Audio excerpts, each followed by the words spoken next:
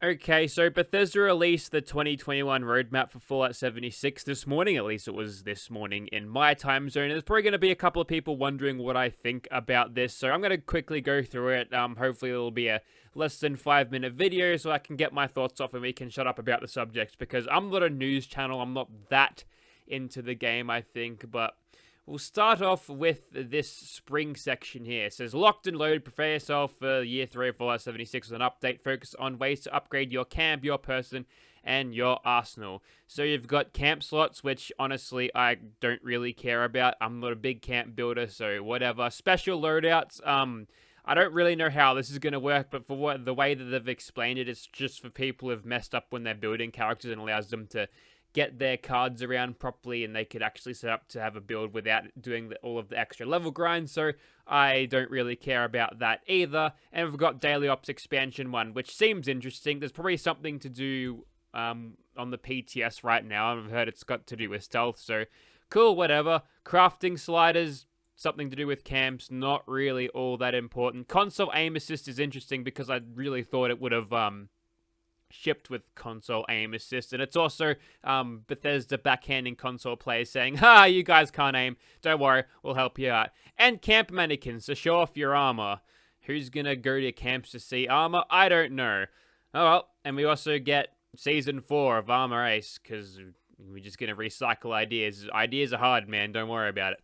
Next is Steel Rain in Summer, which allows us to conclude the Brotherhood thing. Now, hopefully Bethesda actually does something interesting here, because it's always the same thing with the Brotherhood of Steel. It's either we follow the old ways and be traditionalists, or we break away from our other people and then be new and cool and also progressive. It's always the same thing. So hopefully they can do something a little bit more interesting with that. We're going to see new quests, new NPCs, and new locations and new rewards. Hopefully they revise the system where we get all of our stuff from Daily Ops, because it's a horrible system and I don't want to see that ever again. Hopefully Bethesda have learned.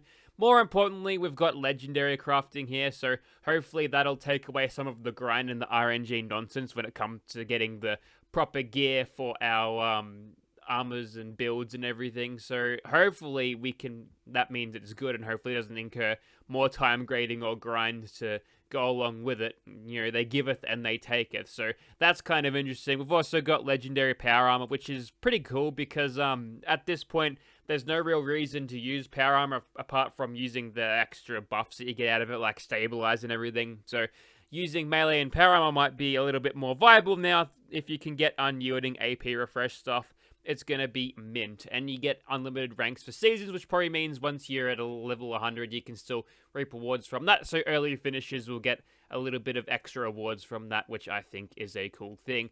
Now, this one is a little bit more interesting. It says, worlds are changing. Stay tuned later this year for the next evolution of Private Worlds. If this means mod support, I'm going to flip my shit. I really hope it does, because, you know, we really need them, Bethesda. And we've got a Daily Ops expansion too, so hopefully there's more to do in Daily Ops rather than running to uplinks and then fending against waves of bullet sponges. Sometimes invisible, sometimes you can only kill them by punching them. Not great. And then, like, they try to copy XCOM 2 here to win me back.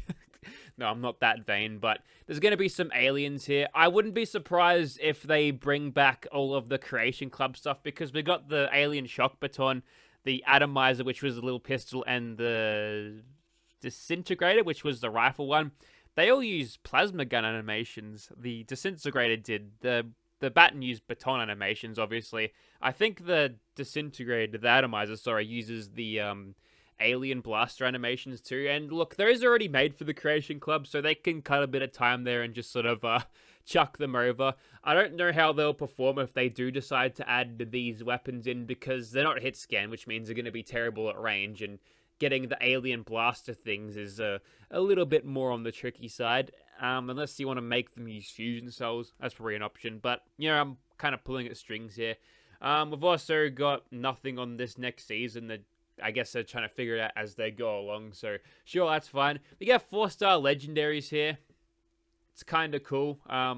It'll make people farm for even better stuff. So we'll have bloodied, fire rate, faster, less VATS cost fixes with maybe wounding. Staggering would be great.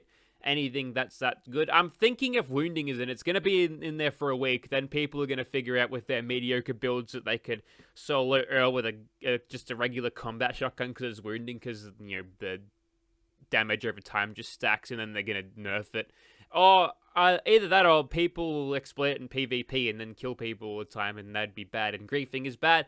So it'd be interesting to see what happens out of this. But we've been sitting and staring at the 5-star things, and only 3 of those stars have been filled up. So obviously, along the line, we're gonna get legendary 5-star stuff, which is kind of cool, I guess. And a seasonal event, the Ritual. No idea what that's supposed to be. And Invaders from Beyond, so more Space Allens. And there's a public challenge and daily op surprises. So, there's a lot of stuff that's fairly ambiguous here. You could sit around and talk about, oh, what could it be? But we've got no idea at the end of the day. There's also camp pets, but I've been ahead of the curve because I've got 2 pet gulpers out back, and I've had them since the start. So everyone is behind me. I've been playing in 2021 this entire time.